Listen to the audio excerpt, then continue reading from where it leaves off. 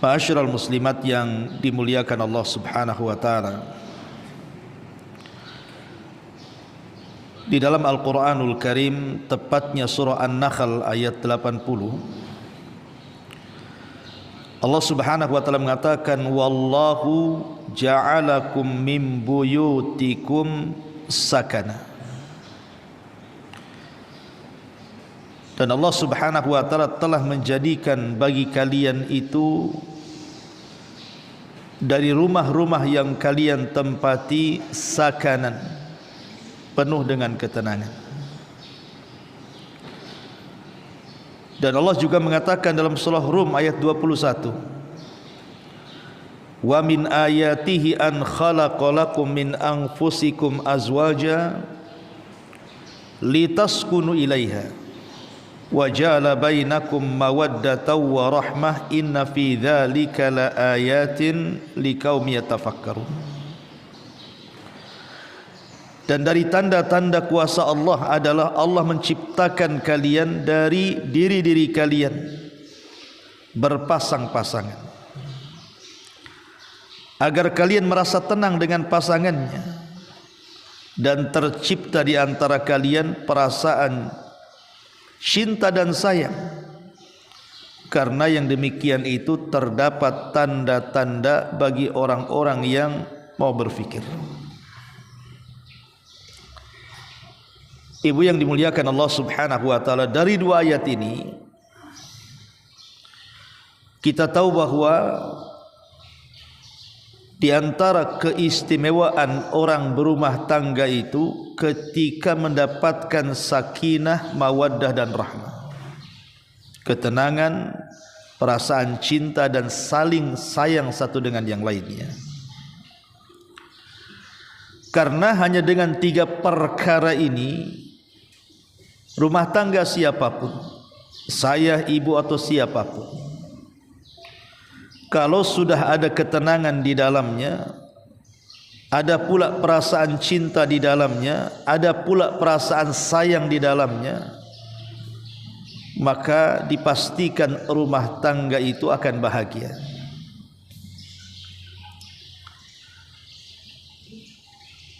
Kenapa demikian? Karena kebahagiaan yang hakikat itu bukan dilihat dari materi. Jadi tenangnya rumah tangga, cintanya rumah tangga, ataupun saling menyayangi di antara orang yang berumah tangga itu bukan dilihat dari materi.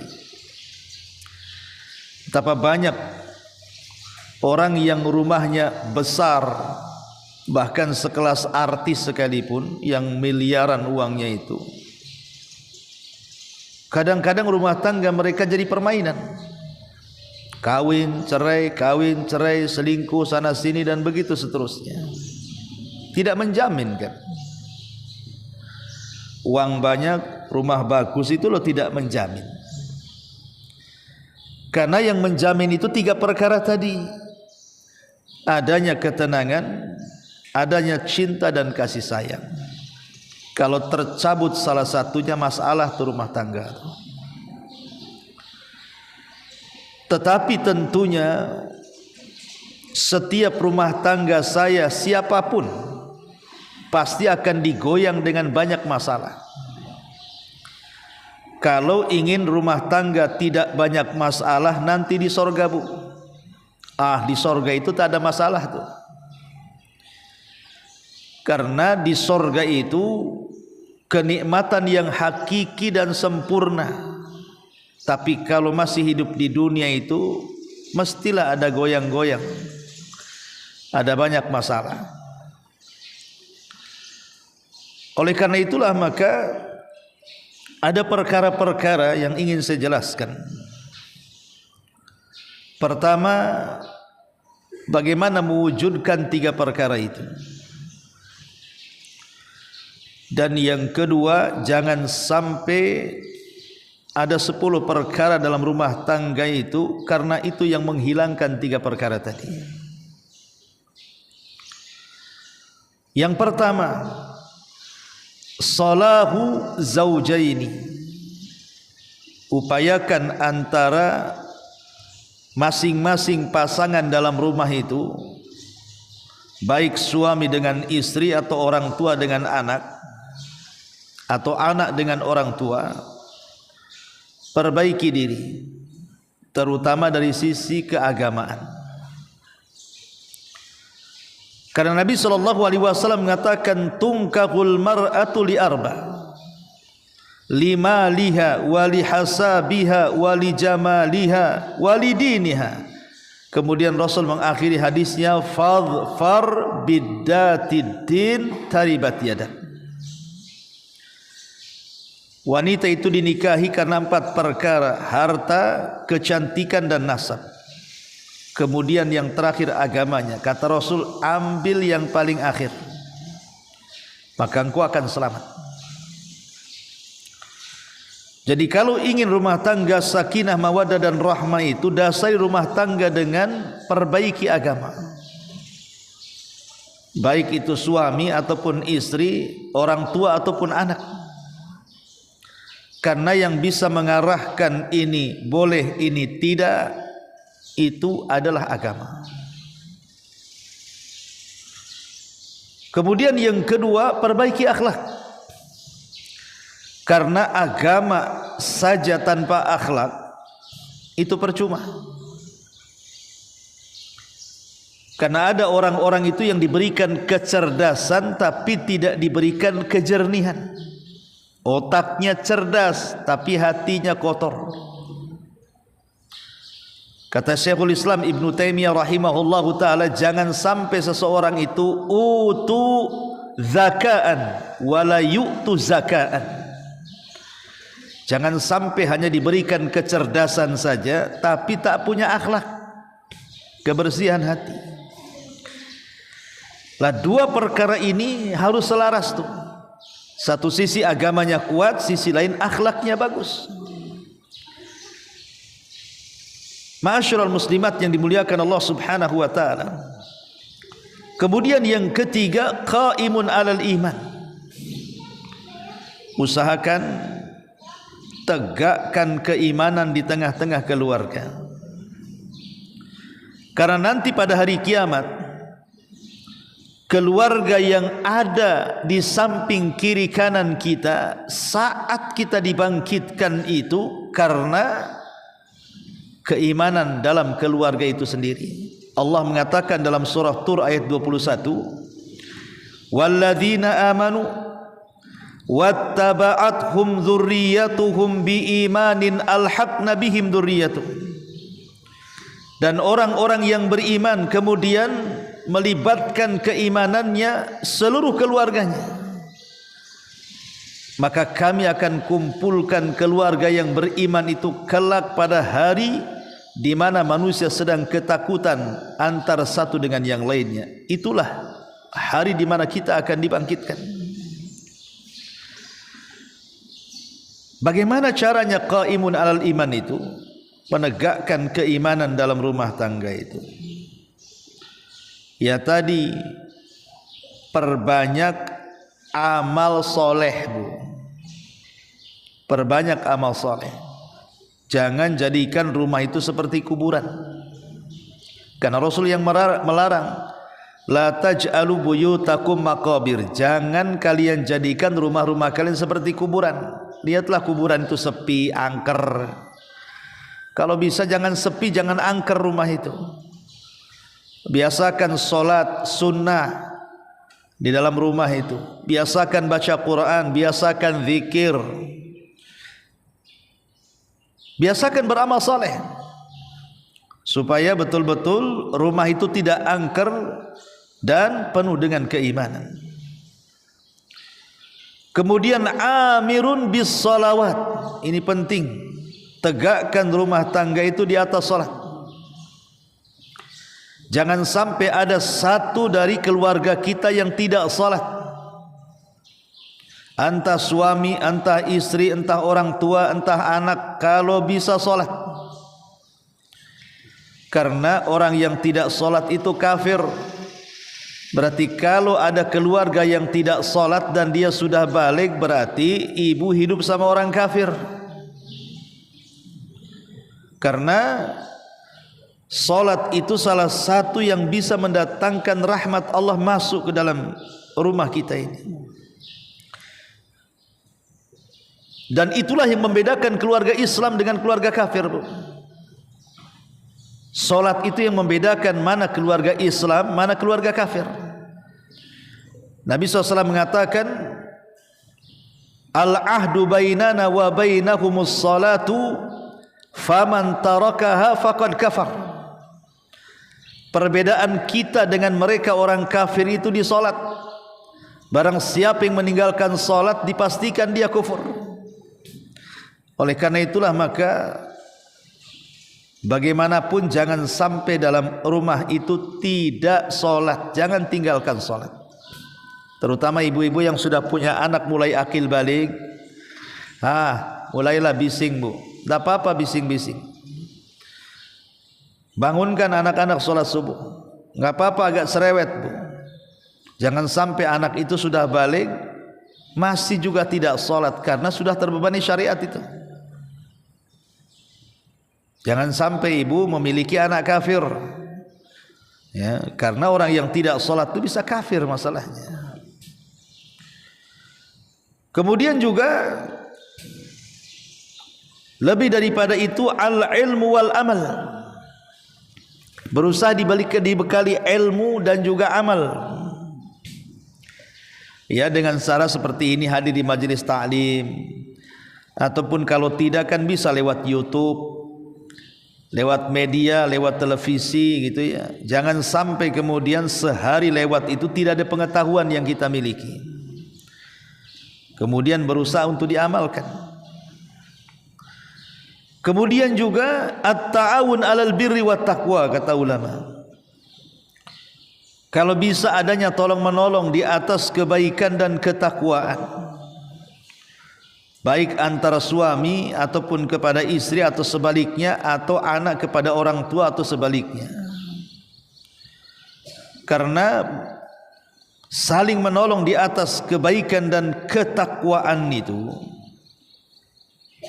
itu adalah salah satu yang mendatangkan rahmat. Kata Rasul, rahimallahu rajulan, semoga Allah merahmati seorang suami, qama minal laili fasalla wa ayqadha imra'atahu fasallat fa in abat nadhaha fi wajhihal ma.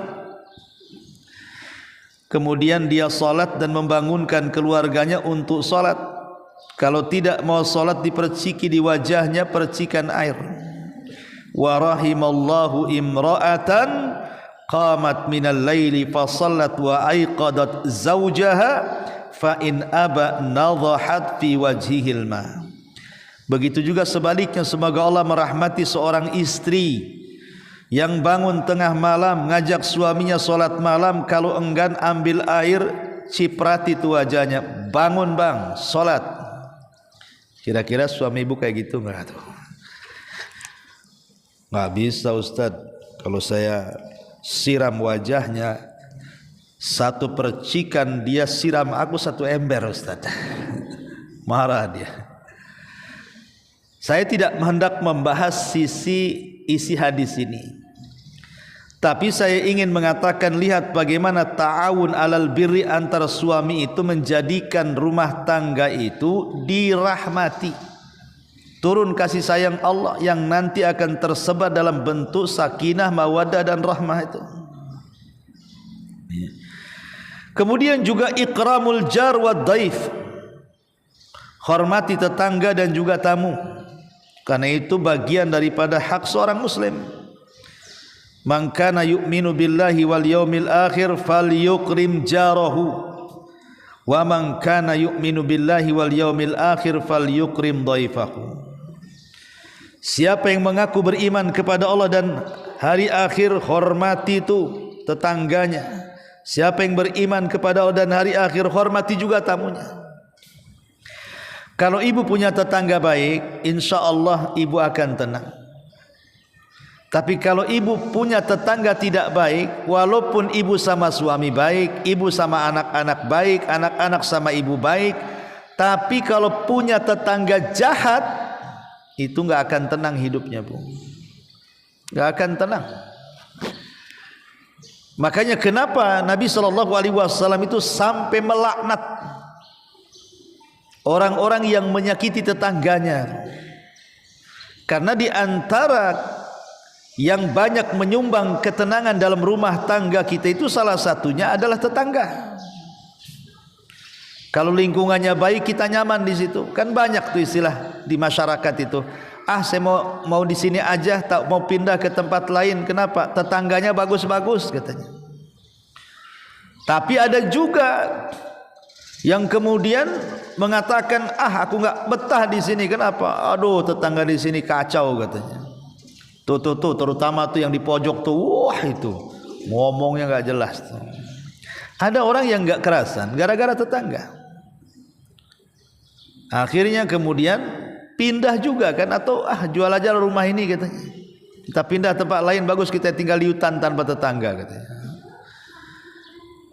Lah, karena memang salah satu yang bisa menyumbang kebahagiaan juga tetangga, hormatilah tetangga itu supaya dia menghormati kita. Masyaallah muslimat yang dimuliakan Allah Subhanahu wa taala. Dan banyak lagi tentunya ya. Ini saya tidak akan sebutkan banyak-banyak. Tetapi yang ingin saya katakan Bu, yang namanya rumah tangga, kenapa ibu ini sampai menikah? Kenapa bapak ini sampai menikahi ibu dan ibu mau pula dinikahi bapak? Kenapa? Ya, tentu tidak lain kalau kita orang Islam. Tujuan pernikahan dalam Islam itu kan dalam rangka ibadah. Itu yang harus tanamkan duluan. Makanya ibu kalau mau menikahkan putra putrinya Bu, doktrin dulu tuh putra putri ibu tuh. Nak, kau nikah itu harus didasari ibadah. Karena rumah tangga itu bagikan kapal laut, tergantung nahkoda yang membawanya. Kalau kapal laut ini menjurus ke pulau yang indah di situ, ikut di dalamnya. Tapi kalau kapal laut ini masuk ke jurang, jangan kau naik di situ. Yang ingin saya katakan Bu, rumah tangga itu bukan tujuan hidup, tapi rumah tangga itu wasilah untuk ibadah kepada Allah. Kalau dengan berumah tangga ini menjadikan kita masuk surga rumah tangga, kalau tidak ngapain berumah tangga? Ya. Jadi tujuan berumah tangga itu ibadah. Wa ma khalaqtul jinna wal insa illa liya'budun.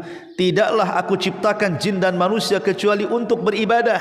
Maknanya segala sesuatu aktivitas di dunia ini itu bukan tujuan. Semuanya jadi wasilah. Jadi wasilah untuk kita ini mampu menyembah Allah dengan aktivitas itu, termasuk berumah tangga. Karena kalau seandainya dalam berumah tangga itu tujuannya adalah rumah tangga, maka selamanya tidak akan merasa bahagia. Tidak akan merasa bahagia. Karena yang namanya suami pasti ada kekurangan, istri juga pasti ada kekurangan. Sehingga yang namanya kekurangan itu pasti tidak enak. Makanya yang pertama niatkan, ya saya ibadah. Ketika istri memberikan hak kepada suaminya bukan karena suami baik sama saya, tidak, tapi ini perintah Allah. Ketika suami memberikan hak nafkahnya kepada istri bukan karena timbal balik, tidak, ini perintah Allah. Jadi dasar melaksanakan hak antar suami istri itu dasarnya karena perintah, bukan karena barter. Lu kalau baik dengan aku baik dengan lu, enggak begitu. Kalau kau baik dengan aku baik dengan kamu. Kalau kau jahat dengan aku juga jahatlah. Bukan itu. Itu bukan berumah tangga Bu. Itu orang yang sedang jual beli Bu. Kalau ibu menggunakan sistem berumah tangga seperti itu sama namanya rumah tangga pasar Bu. Lu beli gua jual kan itu. Terbalik ya, lu jual gua beli gitu. Ya. Jadi bukan begitu, hak itu atas perintah. Nggak apa-apa suami jahat, tetap saya berbuat baik karena perintah Allah. Kata suami nggak apa-apa istri saya jahat, tetap aku baik sama dia, itu perintah Allah. Jadi dasarnya itu adalah ibadah. Itu yang harusnya ditanamkan setiap orang yang berumah tangga itu. Tanamkan bahwa kita berumah tangga itu sedang ibadah. Yang kedua, berumah tangga itu untuk membentengi akhlak sebenarnya. Akhirnya suami tidak semena-mena, istri juga tidak semena-mena. Lain ketika masih bujangan itu kan suka-suka dia. Mau tidak datang 1 minggu pun terserah dia. Tapi kalau sudah berumah tangga kan tak bisa. Suami tak bisa lama-lama karena istri, istri pun kalau pergi was-was kan ada suami kan. Akhirnya terjagalah di situ. Jadi tujuan yang kedua itu betul-betul membentengi akhlak. Akhlak akhirnya dengan itu bisa ghaddul basar, menghindarkan dari zina, berusaha untuk saling melengkapi dan begitu seterusnya. Ini yang kedua. Yang ketiga, tentu rumah tangga itu kan untuk menegakkan syariat Islam. Kita ini hidup untuk apa sih kalau tidak untuk menegakkan syariat Islam? Sebagaimana kita sholat, begitu juga rumah tangga ibadah, mendirikan syariat Islam.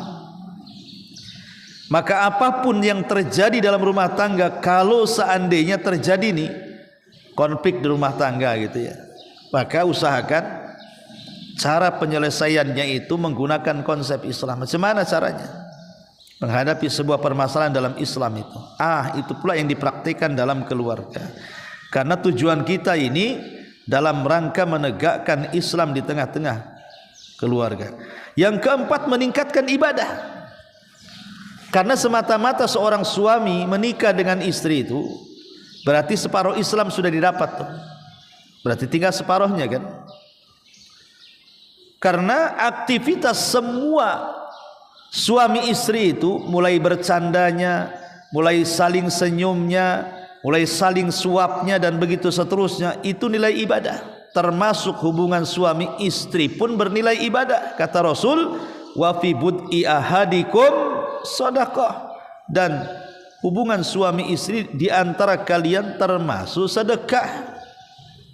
Jadi dengan itulah maka naiklah nilai-nilai ibadah kita itu.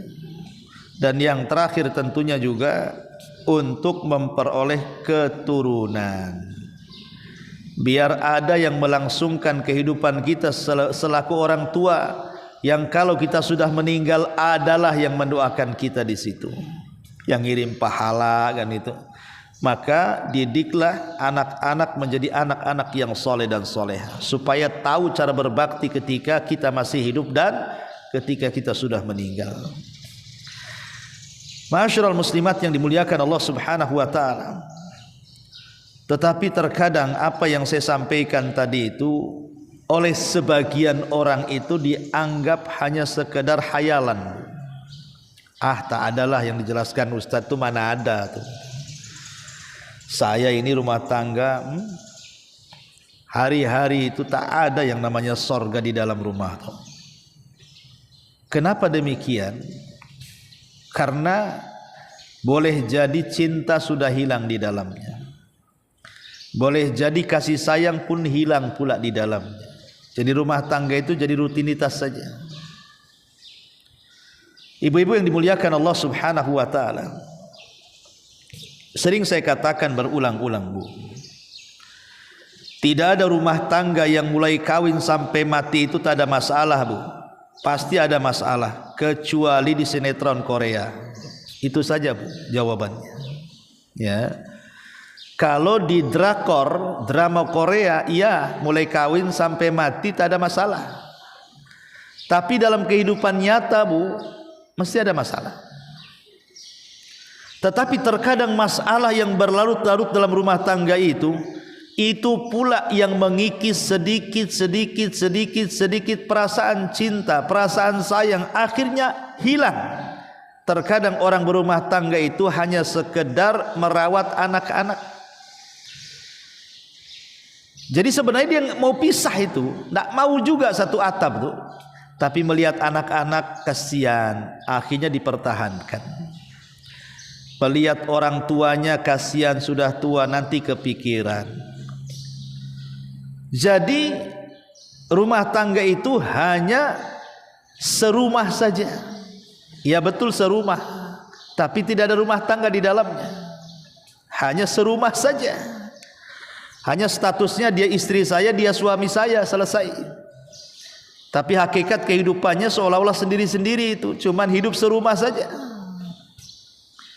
Kenapa bisa terjadi seperti ini? Tentu ada penyebabnya kan. Tetapi ulama mengatakan bolehlah kalau seandainya cinta itu sudah hilang, jangan pula kasih sayang pula ikut hilang. Karena yang namanya cinta itu kadang datang kadang pergi. Cinta itu kadang datang kadang pergi. Waktu ibu pertama kali menikah dengan suami, oh cintanya itu bukan 100%, 1000%. Kalau baru menikah. Tapi dengan berjalannya waktu, dengan banyaknya masalah, terkadang terkikis pula tuh cinta tuh. Ataupun mungkin karena sudah beranjak tua. Yang dulunya cantik udah mulai tak cantik. Yang dulunya hitam rambut mulai berubah. Mulai itu berkurang. Ditambah-tambah tinggal pula di komplek yang kiri kanan tetangganya masih muda-muda pula tuh. Akhirnya membanding-bandingkan, tengok istrinya nampaknya udah tua nih. Tengok tetangganya muda kali orang itu. Lumayan tuh kan. Dari sini setan masuk. Ya. Lah kadang-kadang cinta itu bisa hilang kan. Entah dengan dibanding-bandingkan, atau mungkin dengan banyak masalah, atau karena tidak pandai menjaga penampilan dan begitu seterusnya. Cinta itu bisa hilang dan bisa datang. Tapi kasih sayang itu jangan sampai hilang. Karena yang menjadikan rumah tangga itu tidak berpisah itu karena kasih sayang. Ada orang yang sudah tidak cinta tapi masih sayang dengan anak-anaknya. Nanti kalau saya bercerai, suami saya tak tanggung jawab dengan anaknya. Kalau saya bercerai macam mana nanti kehidupannya, dan begitu seterusnya. Atau mungkin suami sudah sakit parah, kasihan juga lah, aku sudah berumah tangga dengan dia 40 tahun, sekarang suamiku sakit, masa aku tinggalkan? Tak jadi dia meninggalkan suami, tetap aja ngurus suaminya. Sayang, itu bukan cinta, sayang. Ya. Jadi cinta bisa hilang, sayang jangan. Tapi ada perkara-perkara Bu yang bisa mencabut cinta dan bisa mencabut sayang. Jadi sayang cinta bisa tercabut kedua-duanya. Kapan itu Bu? Inilah yang kita akan bahas sedikit. Ada beberapa akhlak yang tidak baik yang ditimbulkan suami istri dalam keluarga, yang terkadang bisa menghilangkan cinta dan sayang. Pertama Bu, melupakan hak dan kewajiban. Pertama, melupakan hak dan kewajiban. Contoh, suami sibuk sendiri, istri pula sibuk sendiri. Karena suami sibuk, istri sibuk, akhirnya hak dan kewajiban dalam berkeluarga tidak jalan. Apalagi sekarang sudah dunia handphone ya Bu. Dunia handphone ini paling bahaya Bu. Kadang-kadang istri sibuk dengan handphonenya, lupa yang dulu ketika belum punya handphone, datang suami itu masih sempatlah ibu buatkan minum. Tapi ketika ibu sudah pegang handphone, udah lupa tuh menyediakan minum, sibuk COD di Tokopedia. Kadang-kadang Bu, kesibukan seperti itu tuh sebaliknya, suami sibuk aja pegang handphone. Lupa kalau di sampingnya ada istrinya, itu disangka bantal guling. Ada orang yang kemudian saking sini sibuk sana sibuk, mulai kesal tuh salah satunya. Tegur 1 kali tak mempan, 2 kali tak mempan, bertengkar lama-lama. Kan ada yang seperti itu Bu. Ataupun mungkin istrinya pekerja keras, mungkin dia ngantor di luar, dia bekerja di PT atau apa kan, pulang ke rumah, sampai di rumah dihadapkan dengan berbagai macam pekerjaan, belum nyapu, belum ngepel, belum anak, belum ini, belum itu. Akhirnya apa? sibuk dengan perkara pekerjaannya, pulang ke rumah sibuk dengan perkara rumahnya, lupa kalau dia punya suami itu. Akhirnya kelemahan, keletihan, kelelahan, malamnya lupa kalau di sampingnya ada suami itu. Capek. Ya. Ini yang menjadikan hilang. Akhirnya suaminya apa? Ya terpikirlah, ngapain aku punya istri kayak gini. Ataupun sama gitu, suami juga sama. Dia sibuk bekerja, dia lebih mentingkan relasinya. Habis bekerja bukan pulang, dia temui si Alan, semua si Fulan, temui ini. Akhirnya tengah malam pulang gak jelas. Padahal suaminya itu selesai kerjanya itu. Sampai di rumah pula sibuk main handphone dua-duanya. Ini lama-lama hilang tuh. Gak ada cinta, gak ada rahmat lagi. Nah ini ketika sibuk sendiri-sendiri, melupakan hak dan kewajibannya, ini akan mengakibatkan cinta dan sayang itu bisa hilang dalam rumah tangga. Yang kedua, khianat. Berkhianat. Ya. Kalau salah satunya berkhianat, maka khianat ini perkara yang sangat menyakitkan. Baik khianat kecil atau khianat besar. Dan khianat itu kan macam-macam jenisnya, Bu. Ada yang lebih besar, yang paling besar yang mungkin selingkuh. Ya, berzinah dengan di luar pasangannya, entah istri entah suami. Kan banyak, kemarin saya lihat YouTube itu. Ada seorang istri yang suaminya itu bekerja di luar negeri, Bu. Jadi suaminya sudah pontang-panting kerja keras, pula si istri selingkuh dengan laki-laki lain. Pas ketahuan, wah, bukan hanya ribut, sampai dibunuh, Bu. Naudzubillah. Sampai seperti itu. Atau sebaliknya. Ya, itu khianat besar kan gitu. Sampai seperti itu. Atau khianat kecil, ya khianat kecil-kecilan lah, masalah uang. Ya, masalah apa namanya? Perkara-perkara rumah tangga itu kan ada tuh yang kadang-kadang kita ini berkhianat. Itu khianat tuh tidak suka tuh orang itu. Kita aja kalau dijanjikan berkhianat tidak suka tuh. Maka hindari khianat dalam rumah tangga, karena itu yang menghilangkan cinta dan sayang. Kemudian juga yang ketiga, penampilan luar dalam, Bu. Ini sudah luar tak diperbaiki, tak dipermak, dalam pula dibiarkan makin buruk. Ini hilang cintanya, Bu. Penampilan itu penting, Bu, karena tujuan ibu dinikahi bapak atau sebaliknya itu kan ingin melihat bahwa istri atau suami itu kan satu tampil cantik, satu pula tampil tampan. Itu kan bagi rumah tangga yang ABG, Ustadz saya udah 50 tahun. Kata siapa, Bu? Ya. Kalau ibu mungkin ada fase monopus ya kan, Bu, perempuan itu. Tapi laki-laki kan gak ada monopusnya, Bu. Kakek-kakek bangka saja dia bisa masih punya anak. Artinya bahwa ingat bahwa penampilan itu penting dalam Islam, sangat penting.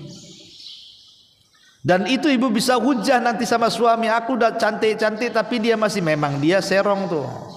Ya. Tapi kalau ibu tidak cantik-cantik suami serong, umpamanya, ya wajar. Tapi kalau ibu sudah cantik-cantik suami serong, kurang ajar tuh suaminya tuh. Tapi masalahnya bukan itu. Penampilan luar dalam ini penting. Artinya dari segi fisik gitu ya. Karena biasanya kalau rumah tangga sudah lama, ini analisa saya, Bu ya. Kalau rumah tangga sudah di atas 40 tahun, 50 tahun, itu terkadang sama penampilan kurang tuh. Ya. Maksudnya penampilan depan suami, kalau keluar ngejreng dia. Kalau keluar gatel, Bu, ya. Maksudnya penampilan dalam rumah. Justru kalau keluar bedaknya, lipstiknya itu tiap minggu beli itu, ya, habis terus. Maksudnya depan suami, kadang-kadang itu tidak tahu ya. Saya lihat kalau sudah berumur, wanita-wanita sudah berumur itu biasanya di atas kepala 4, kepala 5 itu. Dia kalau bersolek itu untuk keluar, hanya untuk arisan, ketemu kawan, pengajian gitu kan. Tapi kalau di rumah itu tak seperti itu pula itu. Saya tidak tahu ya. Yang mudah-mudahan di sini tidak ada lah kan itu.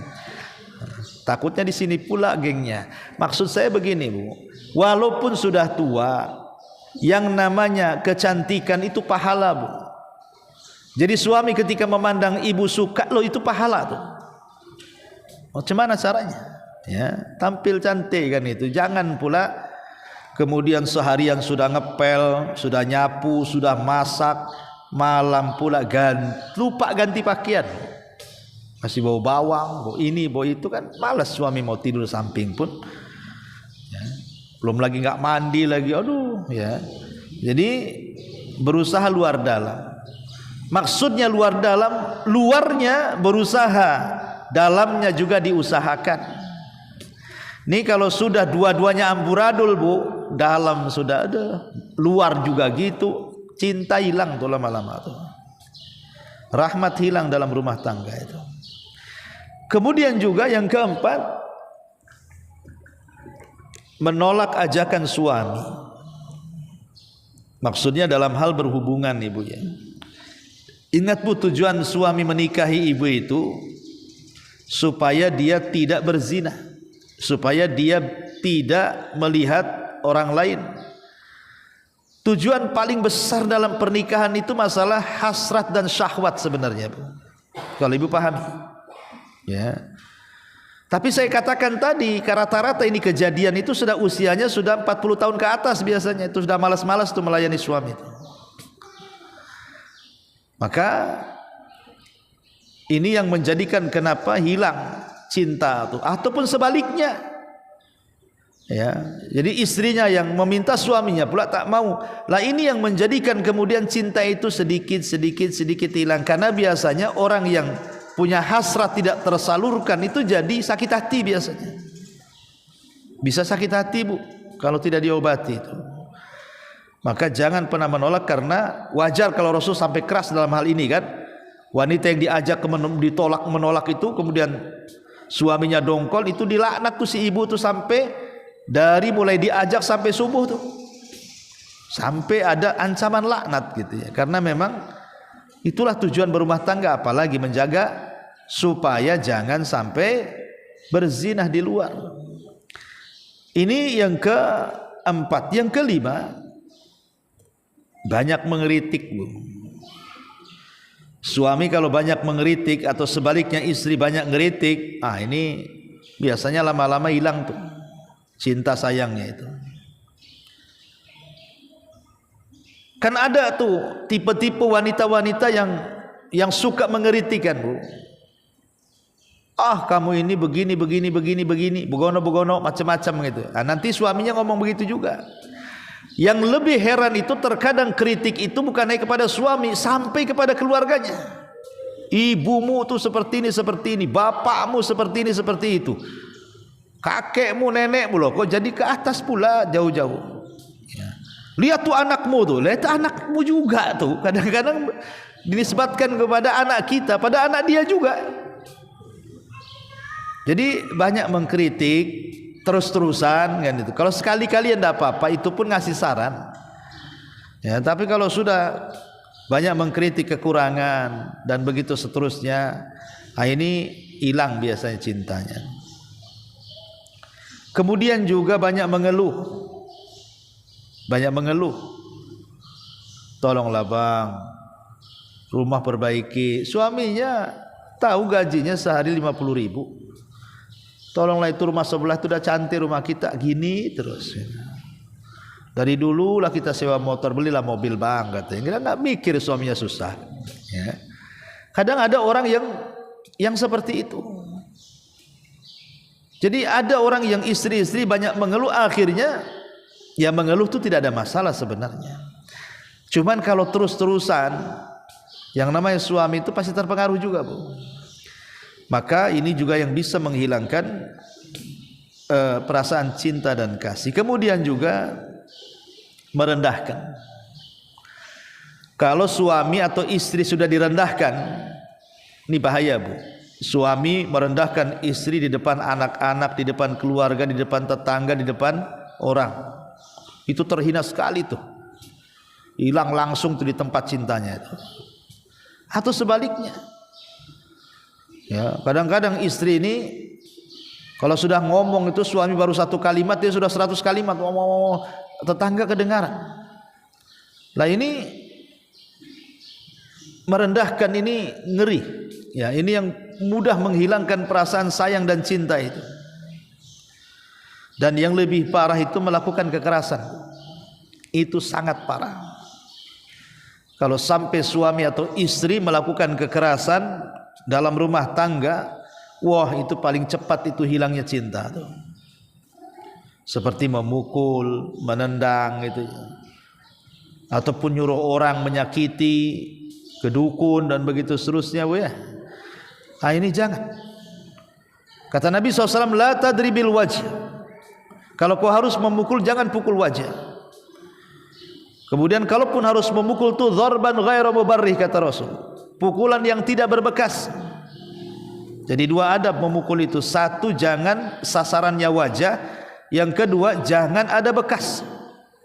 Yang ketiga itu alternatif terakhir. Hanya memukul itu begini maksudnya, Bu.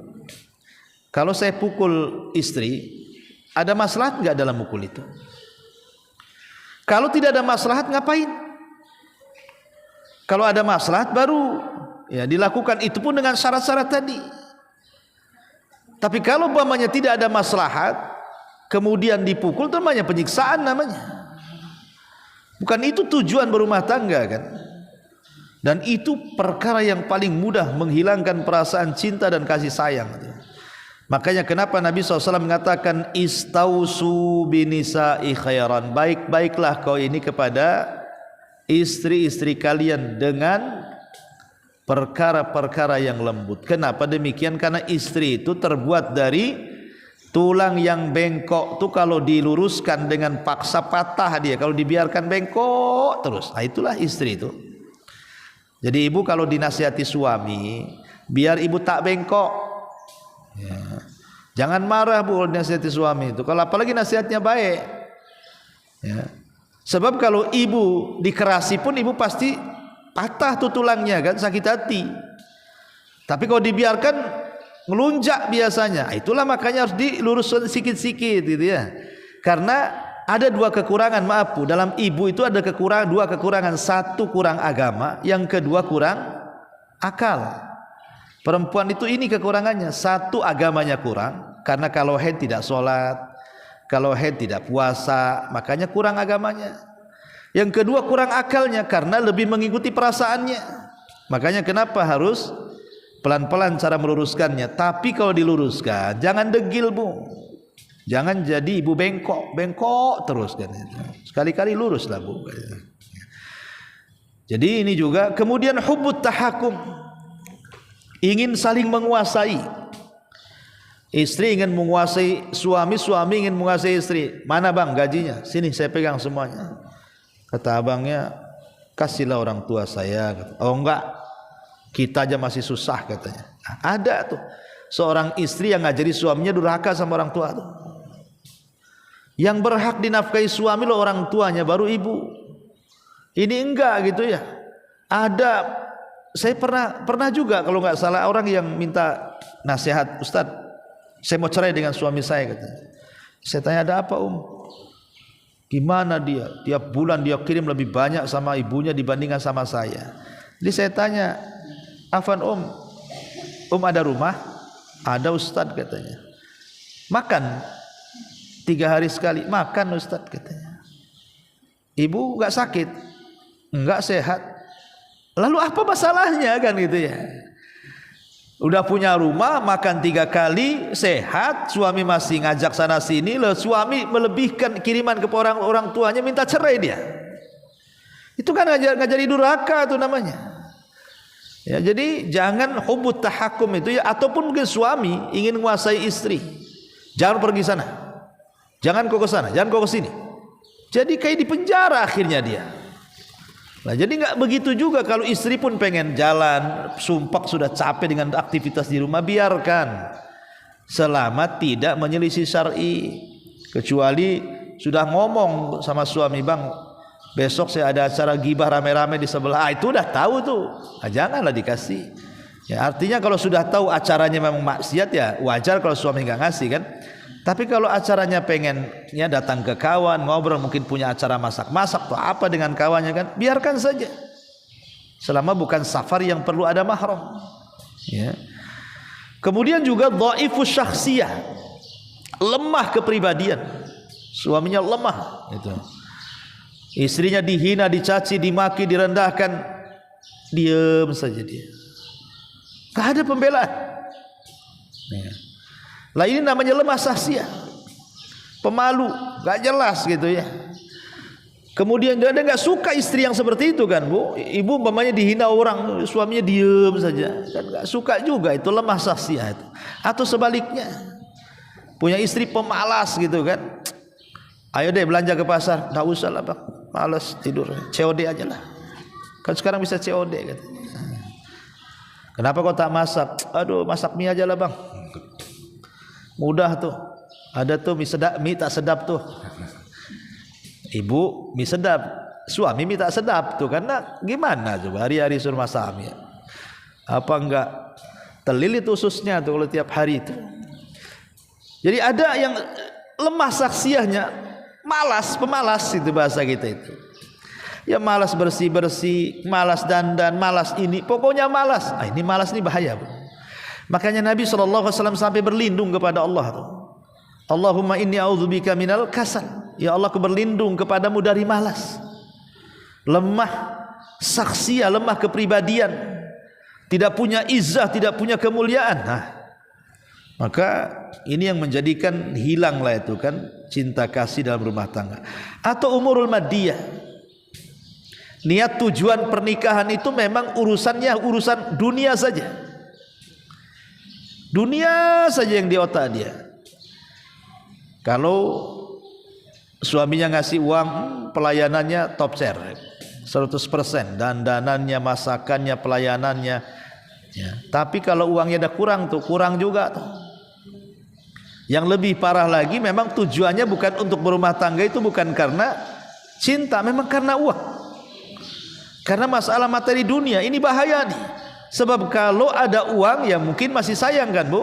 Tak ada uang ditendang-tendang lah sana sini. Nah ini masalah umurul maddiyah ini. Memang dari awal sudah nggak ada cinta. Maka yang seperti ini nggak akan lama, karena rumah tangga ditentukan dengan langgengnya dunia atau dengan hilangnya dunia tuh. Langgeng dunia, bertahanlah rumah tangga. Hilang dunia, rumah tangga hilang.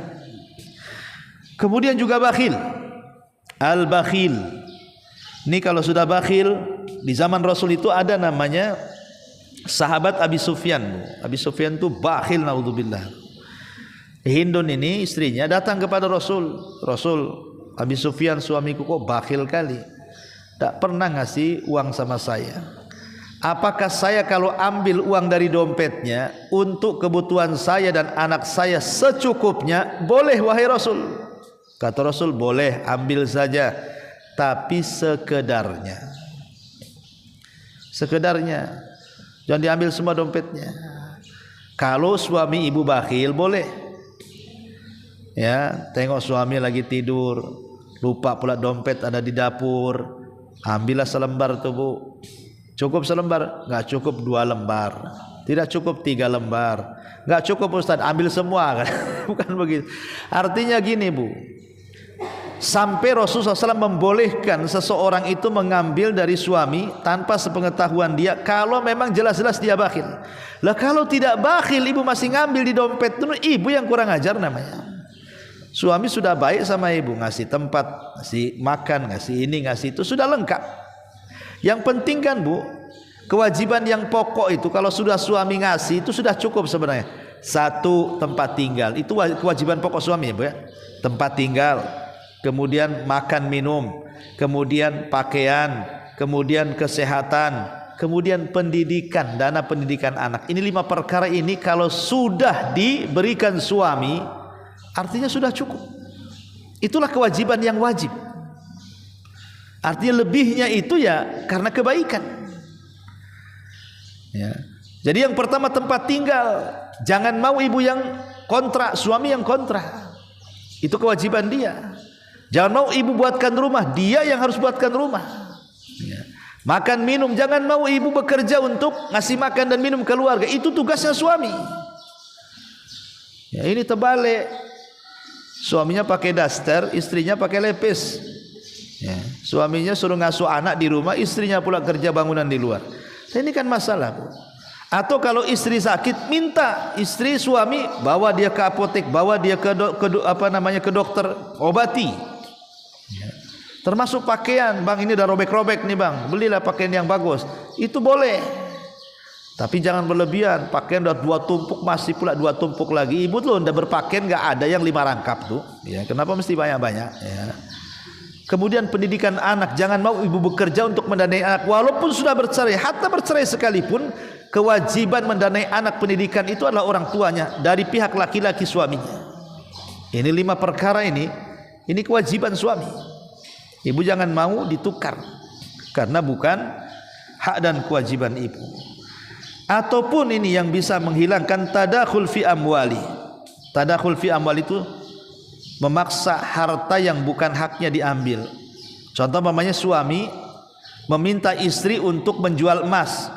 Jual emas mula dek, kita butuh makan gitu ya. Jual itu mana, ambillah uangmu di bank itu. Oh tidak bisa. Suami tidak berhak mengambil harta istri, tapi istri berhak mengambil harta suami sebatas kewajiban. Karena banyak suami-suami itu yang masuk ke harta istri yang bukan haknya. Ini masalah. Dan yang terakhir juga bisa tabdzir dan israf. Jangan tabdzir. Suami juga nggak suka Bu kalau ibu tabdzir itu. Nggak suka. Barusan kemarin beli baju, sekarang lagi lah beli baju untuk apa?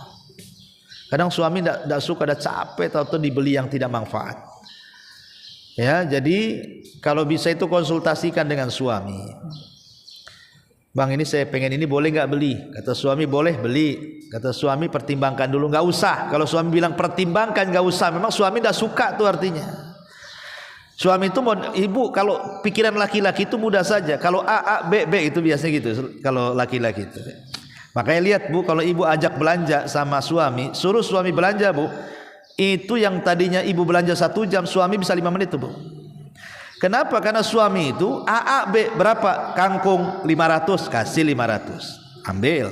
Berapa telur 1000? Ambil 1000. Makanya 5 menit itu sudah kelar 1 truk Bu. Tapi kalau ibu Bu, oh berapa? 2000, 500 saja ya. Nah mulai itu. Oh enggak bisa, oh enggak boleh, di sana aja murah, pindah ke situ. Ya. Bayangkan 1 ikat kangkung 2 jam Bu. Karena nyari yang paling murah tuh. Karena ia tadi mendahulukan perasaan. Kalau laki-laki seperti itu. Jadi kalau suami itu, kenapa kalau suami iya itu berarti memang suka dia. Macam mana bang? Beli aja. Nah, itu biasanya suami suka. Kalau suami diam atau dipertimbangkan, itu tandanya suami tidak suka tuh, karena suami itu tipenya A, A, B, B gitu modelnya. Ya simple dia. Nah, ini kalau suami sudah rautnya sudah enggak usah diteruskan. Karena tabdzir itu tidak suka. Gimana loh? Suami sudah lelah, letih cari uang, tahu-tahu uang itu harusnya bermanfaat, tahu-tahu diberikan kepada yang tidak bermanfaat, ya sakit hati juga kan. Lama-lama nanti dia pula yang marah, kau aja yang kerja katanya, biar aku yang di rumah. Nah, itu kan repot nantinya. Jadi ini hal-hal yang kemudian juga bisa mengacau ya rumah tangga sakinah, mawaddah dan rahmah. Wallahu a'lam bishawab. Ini yang bisa saya sampaikan. Ini hanya nasihat saja ya Bu ya. Ya yang namanya nasihat itu terulang-ulang nggak apa-apa. Mengingatkan ya, walaupun ibu udah 60, 70 tahun ya tidak masalah kan Bu ya. Karena pengetahuan itu harus terus diulang-ulang supaya menyegarkan ingatan baru dan menjadi introspeksi bagi kita. Wallahu a'lam bishawab. Sebelum saya tutup, kalau ada yang mau bertanya silakan.